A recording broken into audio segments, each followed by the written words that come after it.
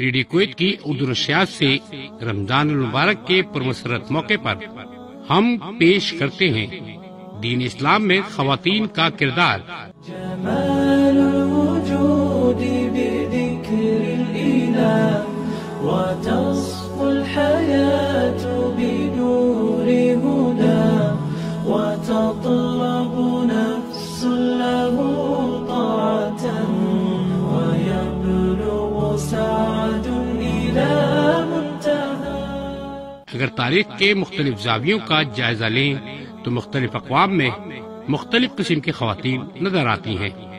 ان میں سے کچھ ایسی ہیں جنہوں نے اسلام کے احکام پر عمل کرتے ہوئے ایک اچھی زندگی بنائی اور ایمان اور عمل کے دستورات سے انفرادی اور اجتماعی زندگی کے مضبوط قلعے تعمیر کیے، اور تاریخ اسلام میں دوسری خواتین کے لیے نمونہ عمل بنی۔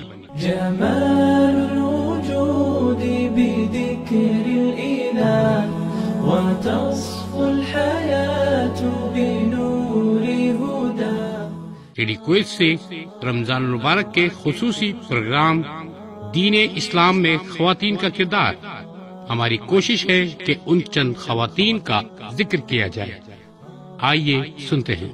جمال الوجود بذكر الإله وتصفو الحياة بنور هدى وتطرب نفس له طاعة ويبلغ سعد إلى منتهى۔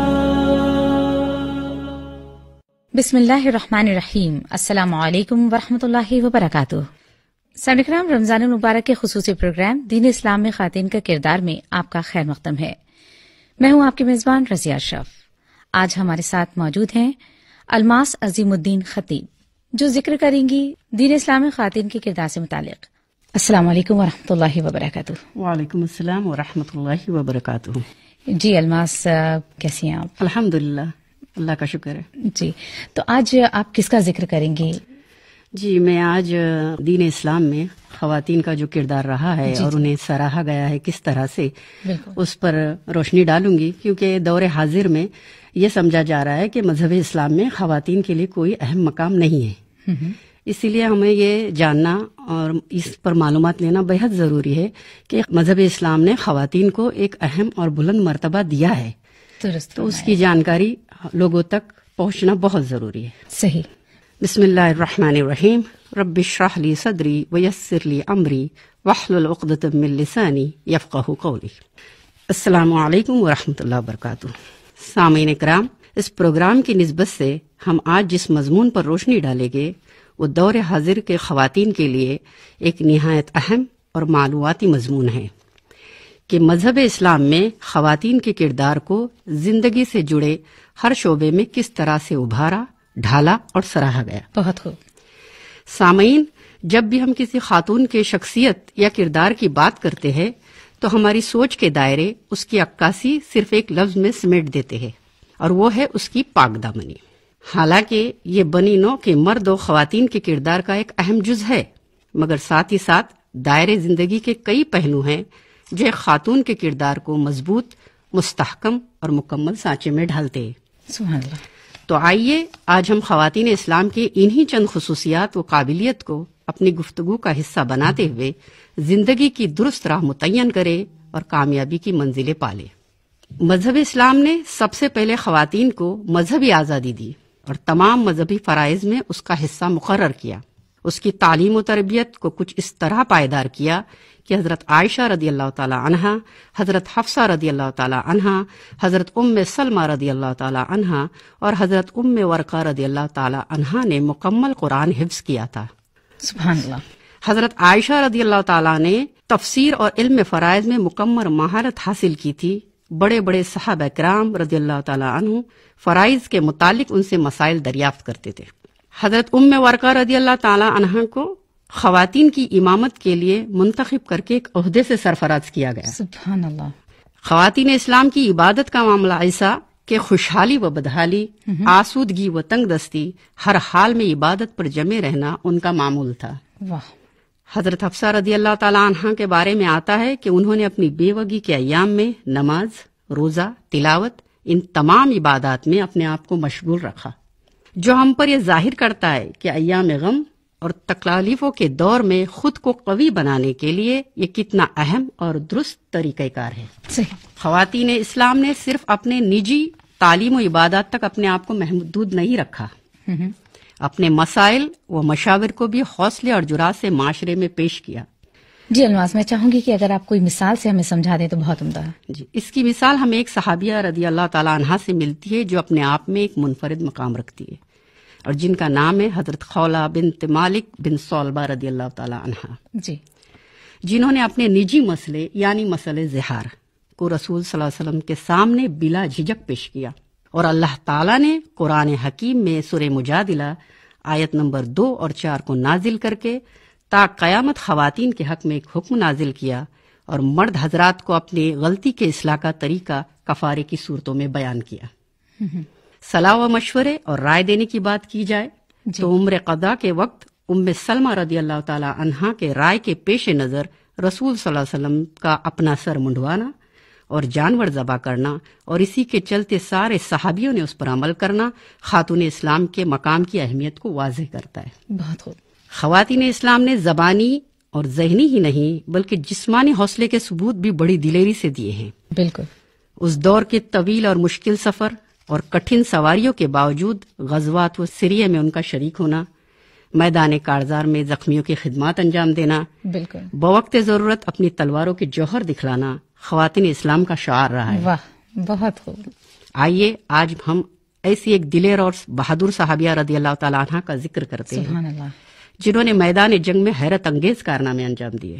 یہ وہ خاتون ہیں جو بیت عقبہ ثانیہ کے 72 مردوں اور 2 عورتوں میں سے ایک ہے، جو حضرت ام عمارہ نصیبہ بنت قعب رضی اللہ تعالی عنہ ہے، جن کے بارے میں ہم کم ہی جانتے ہیں۔ صحیح۔ بیعت حاصل کرنے کے بعد جب وہ مدینہ منورہ لوٹی تو خواتین کی تعلیم و تربیت میں لگی رہی۔ اس کے علاوہ صلح حدیبیہ، غزوہ احد، غزوہ حنین اور جنگ یمامہ میں شریک رہی۔ یعنی تب سے خواتین کی تربیت جو ہے تب سے چلی آ رہی ہے۔ جی بالکل، جی بالکل، جی، اس کی اہمیت پہ کتنا زور دیا جی۔ گیا۔ غزوہ احد میں زخمیوں کے خدمات کے علاوہ رسول صلی اللہ علیہ وسلم کا انہوں نے کچھ اس طرح دفاع کیا کہ رسول صلی اللہ علیہ وسلم نے ارشاد فرمایا کہ میں اپنے دائیں بائیں جس طرف بھی نظر اٹھا کر دیکھتا، ام عمارہ نصیبہ بنت قعب رضی اللہ عنہا کو میرا دفاع کرتے ہوئے مسلسل لڑتا ہوا پاتا۔ سبحان اللہ، سبحان اللہ۔ یہ وہ صحابیہ ہے جو اپنے زخموں کی پرواہ کیے بغیر اپنے بیٹے کے زخموں پر پٹی باندھ کر کہتی ہے کہ میرے لاڈلے گھبراؤ نہیں، اٹھو، ہمت کرو اور دشمن پر ٹوٹ پڑو۔ دلیری ایسی کہ اپنے بیٹے کو زخمی کرنے والے مشرک پر ایسا خطرناک وار کرتی ہے کہ اس کی ٹانگ کٹ کر وہ منہ کے بل گر پڑتا ہے۔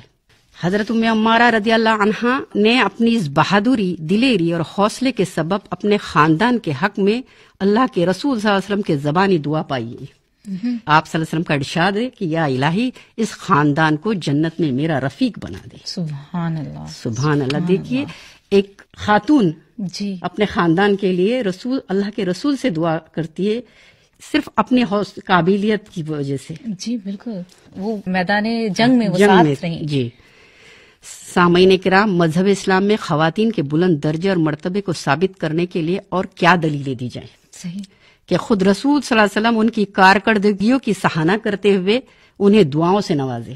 سبحان اللہ۔ ساتھ ہی ساتھ سخاوت و ہمدردی، جذب و احساسات کی قربانیاں، صبر و تحمل ایسے دائرے زندگی کے ان گنت پہلو ہیں جن میں خواتین اسلام نے بے مثال کردار نبھایا ہے۔ سبحان اللہ۔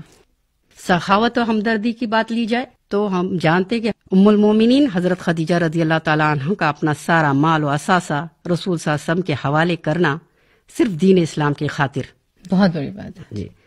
حضرت زینب بن خزیمہ رضی اللہ تعالی عنہ جو کثرت سے صدقہ و خیرات کرنے کی وجہ سے ام المساکین کے لقب سے نوازی گئی۔ جذبات و احساسات کا معاملہ لیا جائے تو حضرت سودا رضی اللہ تعالی عنہ کا حضرت عائشہ رضی اللہ تعالی عنہ کے لیے اپنی باری ہبا کرنا، جو خاتون کو درجے امتیاز کی بلندی اور پختگی سے نوازتا ہے۔ سبحان اللہ۔ حضرت فاطمہ رضی اللہ تعالی عنہ جنہوں نے اپنے گھریلو مسائل کو اپنے والد محترم اللہ کے رسول صلی اللہ علیہ وسلم کے سامنے پیش کیا اور جواب میں کیا پاتی ہے؟ تسبیح فاطمہ، اور خوشی خوشی اسے قبول کر سبحان اللہ۔ ان واقعات کے پیش نظر ہمیں یہی سبق ملتا ہے کہ مذہب اسلام میں خواتین کو کسی بھی شعبے میں نظر انداز نہیں کیا گیا، بالکل، بلکہ اس کے برعکس دور حاضر کی ہم خواتین جو اپنے وجود کی تلاش میں سرگردہ پھر رہی ہے، اس کی ایک اہم وجہ یہی ہے کہ ہم نے اپنی درست راہ اور صحیح راہبر دونوں سے دوریاں اختیار کرتے ہوئے انہیں نظر انداز کیا ہے۔ بالکل۔ اگر آج ہم اپنی خوبیوں، صلاحیتوں اور شخصیت کے مقام کی بلندیوں کو چھونا چاہتے ہیں تو ہمیں اپنی نیت کو خالص رضا الہی اور عمل کی راہ کو درست اور متعین کرنا ہوگا۔ وقت محدود ہے، اس لیے میں اس دعا کے ساتھ آپ سے اجازت طلب کرتی ہوں کہ اللہم ارنا الحق حقا وارزقنا اتباعہ، اللہم ارنا الباطل باطلا وارزقنا اجتنابہ، وآخر الدعوانا ان الحمد للہ رب العالمین۔ السلام علیکم ورحمۃ اللہ وبرکاتہ۔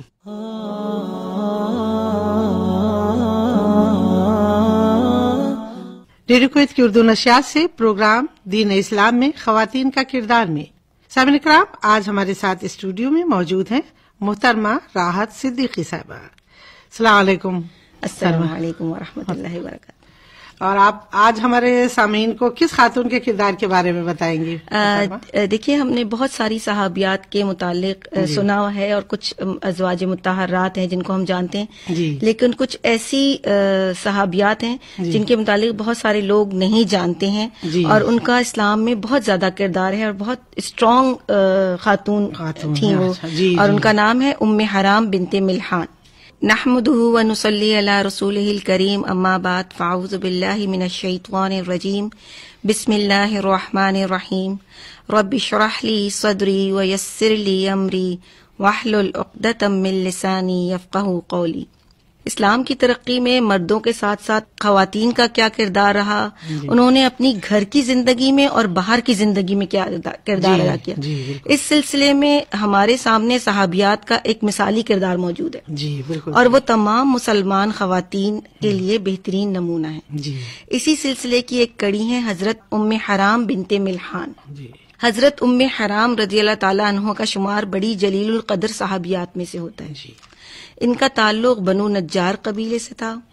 سلسلہ نسب یہ ہے کہ ام حرام بنت ملحان بن خالد بن زید بن حرام بن جندب بن عامر بن عدی بن نجار۔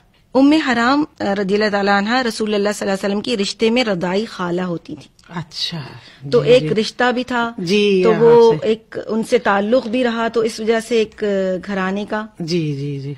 اور مدینہ منورہ میں جب اسلام کا چرچا ہوا تو وہ فوراً مشرف با اسلام ہو گئیں، یعنی کہ سابقون الاولون میں سے تھیں۔ بالکل صحیح۔ اور ان کا پہلا نکاح عمر بن قیس رضی اللہ تعالیٰ عنہ سے ہوا۔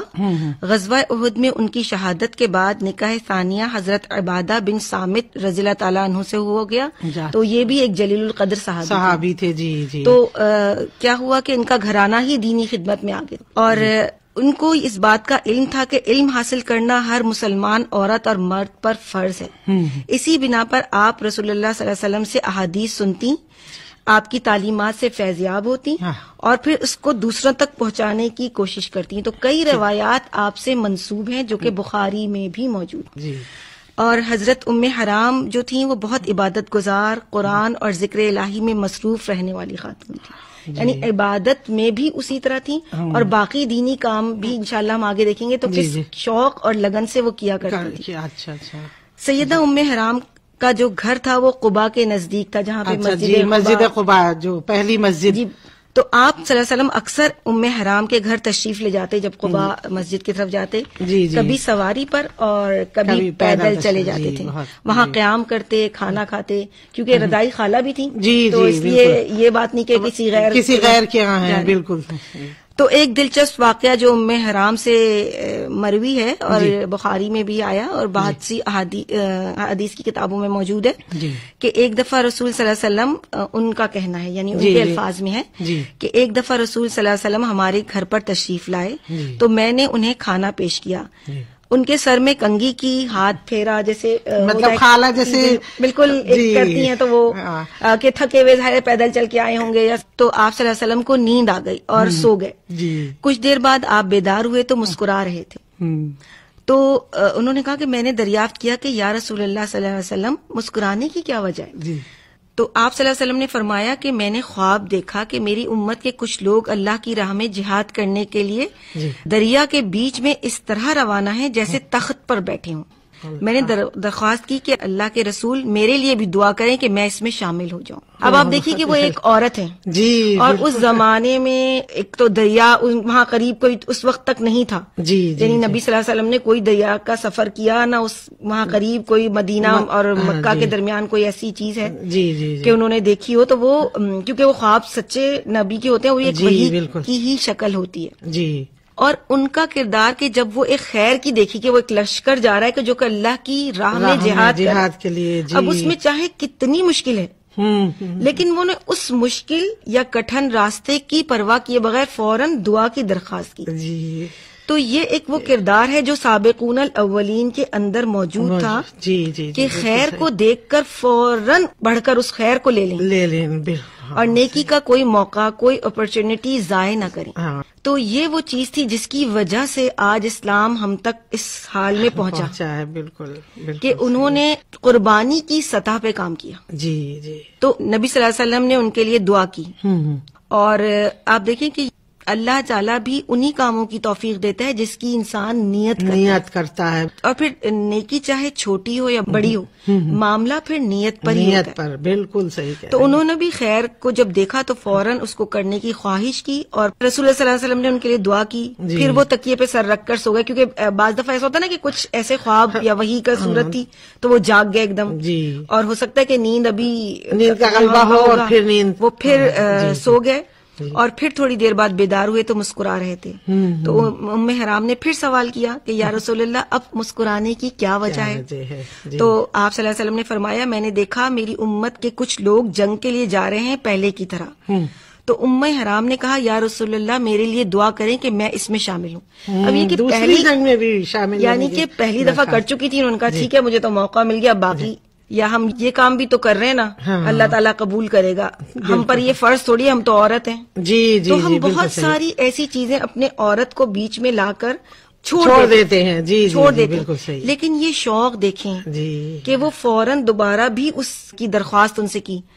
تو نبی صلی اللہ علیہ وسلم نے کتنی بڑی بات ہے کہ جنگ میں جانے کی یعنی کہ کوئی ایسے کام نہیں تھا چھوٹا موٹا کہ پانی پلانا تھا یا صدقہ کرنا تھا. جہاد میں جانا، اور وہ بھی ایک سمندر کا سفر، جو کہ آپ دیکھیں کہ سمندر کا سفر بھی کتنا ویسے ہی عام خطرناک ہوتا ہے. جی بالکل صحیح. بہت سے لوگ جو ہیں وہ اس سے مانوس نہیں ہوتے تو خوفزدہ ہو جاتے ہیں. جی بالکل. تو ایک بہادر خاتون تھی اور کیونکہ ایمان بہت پختہ تھا ایمان، تو اس کی مضبوطی کی وجہ سے وہ انہیں کسی چیز کا خوف نہیں تھا. اور کیونکہ اس زمانے میں جو صحابیات تھیں ان کی لگن صرف جنت تھی. بالکل صحیح ہے. تو وہ پھر اس کے آگے جو بھی رکاوٹ تھی وہ بہت معمولی کے لیے معمولی تھی لگتی ہے. جی تو وہ پھر انہوں نے نبی صلی اللہ علیہ وسلم سے دوبارہ درخواست کی کہ مجھے اس میں شامل ہونے کے لیے دعا کریں. تو آپ صلی اللہ علیہ وسلم نے فرمایا انتی من الاولین، تم پہلے گروہوں میں شامل ہو، یعنی پہلے میں شامل ہو گئی. اور پھر انہوں نے کہا کہ میری امت کا پہلا لشکر جو سمندری جہاد کرے گا ان پر جنت واجب ہو گئی. تو ان کو جنت کی خوشخبری بھی حضور نے دے دی. تو وہ پہلے اس میں شامل ہو گئی تھی. تو یقیناً جب جنت کی خوشخبری تو آپ کو پتہ ہے شہادت پہ ملتی ہے. بالکل بالکل. یہ صرف نیکی کا شوق رکھنے اور دین کی خدمت کا جذبہ تھا. اس کے لیے انہوں نے اپنے دین کے لیے خیرخواہی کا جذبہ، دل سے کام کرنے کا اور قربانی کی سطح پہ. جی. تو ہمیں بھی اپنا یہ اصول بنانا چاہیے کہ نیکیوں میں پہل کریں اور کسی دوسرے کے کرنے کا انتظار نہ کریں. بالکل صحیح. کیونکہ ہم نقل تو بہت زیادہ کر لیتے ہیں لیکن نیکی میں پہل کرنا ہی افضل ہے. اور پھر سابقون الاولون میں نام لکھا جانا تو یہ بہت مشکل مرحلہ ہوتا ہے کہ کوئی بھی پہلا کام کرنا، پہلا سٹیپ اٹھانا. جی. پھر اس کے بعد وہ سلسلہ چل پڑے تو پھر اس کے بعد جو کرنے والے ہیں ان کا حوصلہ بڑھ جاتا ہے، وہ پھر آگے بڑھتے رہتے ہیں. پھر وہ اجر جو وہ دوسرے کر رہے ہیں وہ بھی آپ کو بھی مل رہا ہے. جو ایک نیک کام کسی نے شروع کیا اور اس کے بعد اس کو دیکھ کے دوسرا کرے تو جو کرنے والا ہے، پہلی دفعہ کرنے والا ہے، اس کا اجر بڑھتا چلا جاتا ہے کیونکہ دوسرے کرنے والوں کا اجر بھی اس میں شامل ہو جاتا ہے. تو یہ ایک بہت بڑی بات ہے جس کی وجہ سے آج ہم تک دین پہنچا ہے. ام حرام رضی اللہ تعالیٰ عنہ، حضرت عمر جو امیر معاویہ رضی اللہ تعالیٰ کے دور میں سمندری جہاز سے ایک لشکر کے ساتھ قبرص کی طرف گئیں. سمندری جہاز سے اتر کر گھوڑے پر سوار ہوئی تھی کہ گر پڑیں اور گردن کی ہڈی ان کی ٹوٹ گئی اور شہید ہو گئیں. اس جہاد تک شامل نہیں ہوئی، لیکن کیونکہ سفر میں تھی تو وہ اجر تو وہی ملا. نیت تو ان کی جہاد میں شریک ہونے کی تھی. اور ان کی قبر اب بھی قبرص میں موجود ہے. یہ 28 ہجری کا واقعہ ہے، یعنی نبی صلی اللہ علیہ وسلم کے وصال کے 17 سال بعد یہ پیشین گوئی سچ ثابت ہوئی. اور ان کی قبر آج بھی تبلیغ کا ذریعہ ہے کہ وہاں لوگ جاتے ہیں تو معلوم ہوتا ہے، ایک پوری وہ کہانی ان کی پتہ چلتی ہے کہ وہ ایک نیک عورت تھیں اور کتنی بہادری سے وہ تیار ہو کے، جب پہلا لشکر تھا یعنی پہلا سمندری جہاد تھا جس میں کہ وہ شریک تھی، ایک عورت، یعنی ایک عورت ہونے کے ناطے اس وقت بھی جہاد میں شریک ہو رہی تھی، اور پھر کہ اتنی دور کا سفر. جی بالکل. تو اللہ تعالی ہمیں بھی اپنی اسلاف کے طریقے پر چلنے کی توفیق عطا فرمائے اور اسلام سے محبت کرنے والا اور قربانی کی سطح پہ کام کرنے والا بنائے. اور ہمارے سامعین سے کچھ اور آپ بھی کہنا چاہیں گی اس رمضان کی؟ اس رمضان سے بس میری سب اپنے سامعین سے یہی درخواست ہے کہ ہم رمضان کو صرف ایک فریضہ سمجھ کے نہیں بلکہ ایک شوق اور لگن کے ساتھ گزاریں، کیونکہ ہمیں نہیں معلوم کہ اگلا رمضان ہم تک پہنچے گا کہ نہیں پہنچے گا. اور پھر یہ رمضان کیونکہ نیکیوں کے موسم بہار کا ایک ذریعہ ہے، اور اس میں جتنی بھی نیکی ہم سمیٹ سکتے ہیں چھوٹی بڑی اس کو کرنے کی کوشش کریں، اور ہو سکے تو اپنے اسلاف، صحابہ، صحابیات اور نبی صلی اللہ علیہ وسلم کی سیرت کا مطالعہ کریں تاکہ ہم اس طریقے پر کام کریں جو کہ نبی صلی اللہ علیہ وسلم کا طریقہ ہے، جو کہ اللہ کو مطلوب ہے اور مقبول ہے. بہت خوب، بہت خوب. سامعین کرام، ہمارا وقت ہوا چاہتا ہے، آج ہم اجازت چاہتے ہیں. انشاءاللہ اگلے حلقے کے ساتھ پھر حاضر ہوں گے. اجازت دیجیے. اللہ حافظ.